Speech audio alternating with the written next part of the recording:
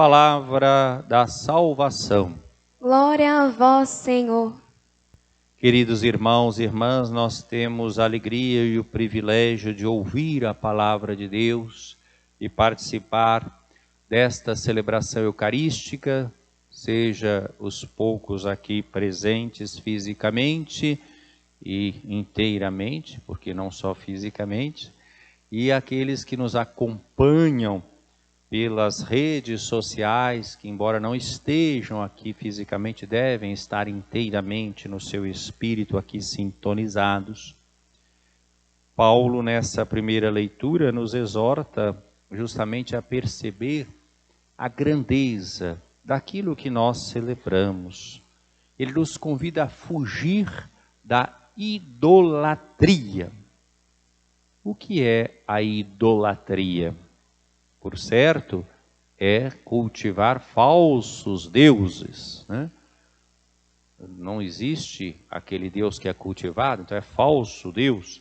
Mas a idolatria não é só materialmente assim cultivar de forma religiosa um falso Deus. É também, no nosso cotidiano, nós elegermos ídolos que não são necessariamente religiosos. Por exemplo, uma pessoa que coloca como objetivo da sua vida a riqueza, está erigindo, escolhendo a riqueza como um ídolo, o ídolo do dinheiro. Uma pessoa que coloca como meta da sua vida obter o poder, né? Essa pessoa está colocando como o ídolo da sua vida o poder. Uma pessoa que coloca como o objetivo da sua vida a busca desenfreada do prazer, está elegendo o prazer como o ídolo da sua vida. Então nós devemos ter discernimento para saber que ao ouvirmos a palavra de Deus e participarmos da Eucaristia, nós devemos nos comprometer com aquilo que nós estamos celebrando. E não devemos ter uma dubiedade, diz Jesus num trecho do Evangelho, não o proclamado hoje. Não podeis ser a dois senhores. Nós temos que ter clareza a quem nós queremos servir.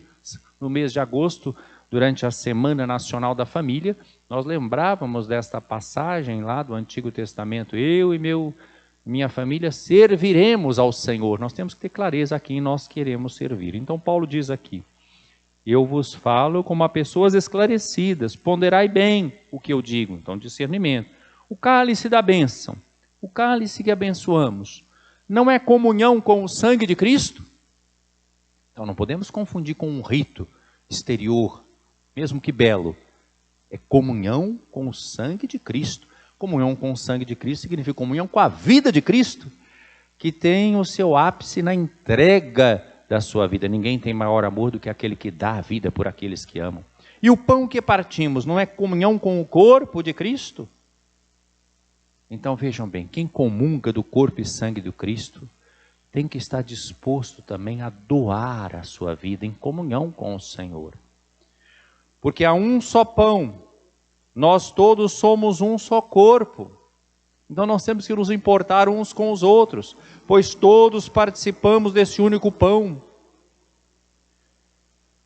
E agora então ele faz a comparação, porque era um problema que os coríntios enfrentavam naquele tempo, e que colocaram outro dia, nessa semana no mesmo, nós ouvimos esse trecho, né? É lícito ou não comer a carne sacrificada aos ídolos? Duas situações diferentes. Outro dia nós meditamos sobre uma delas. Paulo diz, olha, aquilo que está no mercado, como você sabe que não tem ídolos, se você comprou lá no mercado, você pode consumir, não tem problema. Porém, diz mesmo Paulo, no trecho que ouvimos outro dia, em consideração ao seu irmão que é fraco na fé, para você não ser causa de escândalo para ele, você pode renunciar, deixa de comer, embora você saiba que não faz mal nenhum comer aquela carne, porque não existe ídolo, né? Mas para você não ser causa de tropeço, então por um motivo de caridade você vai deixar de comer, né? Mas aqui é outra situação.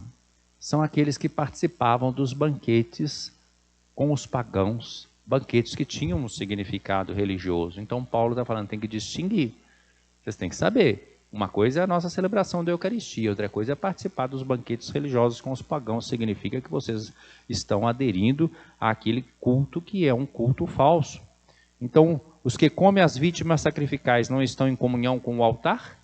Assim como nós que comungamos o corpo e o sangue do Cristo não entramos em comunhão com o Cristo? Então, quem também comunga das vítimas sacrificadas aos ídolos, embora os ídolos não existam, estão participando daquilo. Então, o que dizer? Que a carne de um sacrifício idolátrico tem algum valor? Paulo vai deixar claro.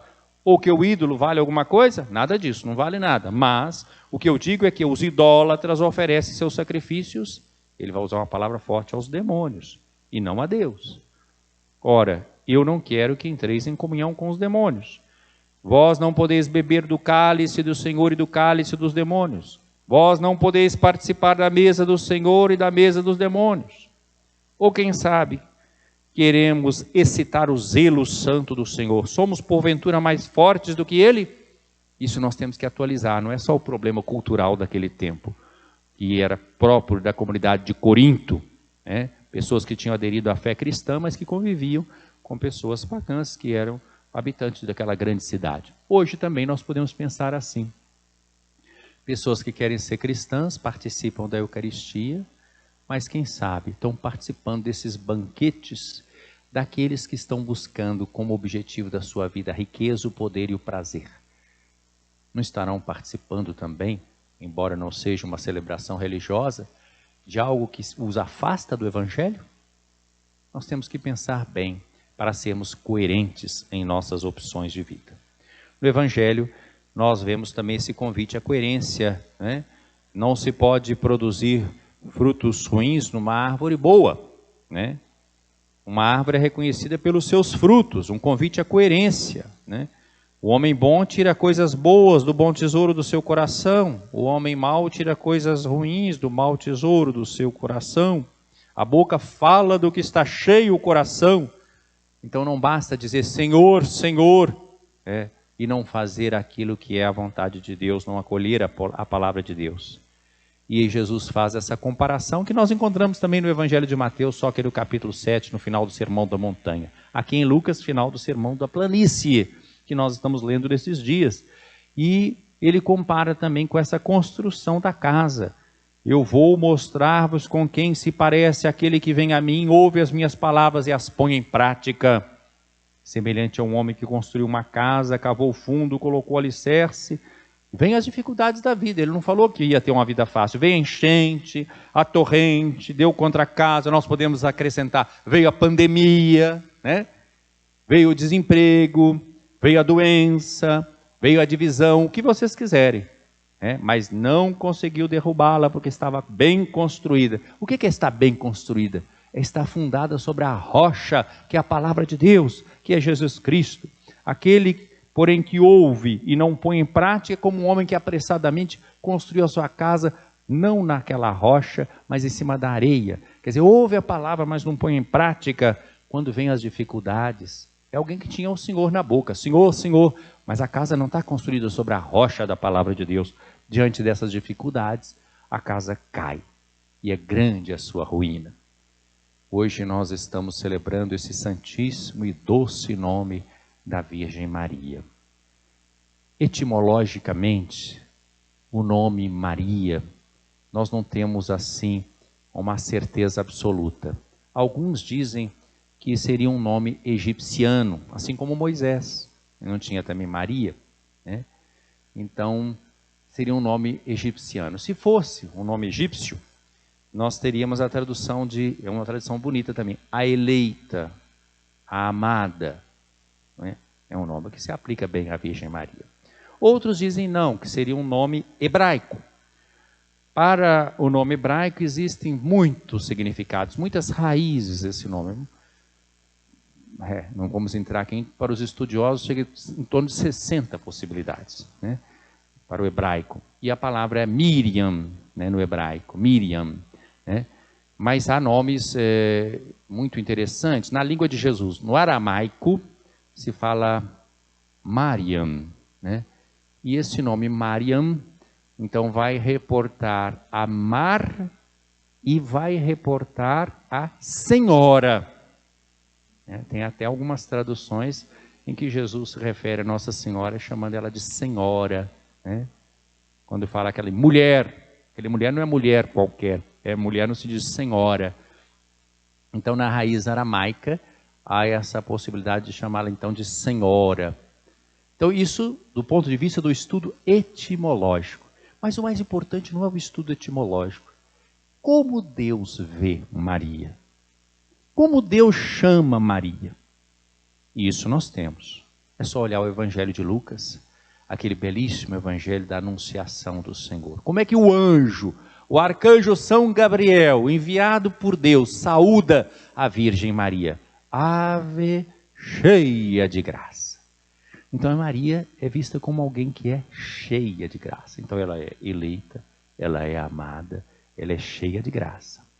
Nessa anunciação o anjo também diz que ela vai conceber por obra do Espírito Santo e vai ser mãe daquele que vai salvar o povo de Israel. Então ela é chamada aqui de mãe, mãe do Altíssimo, né?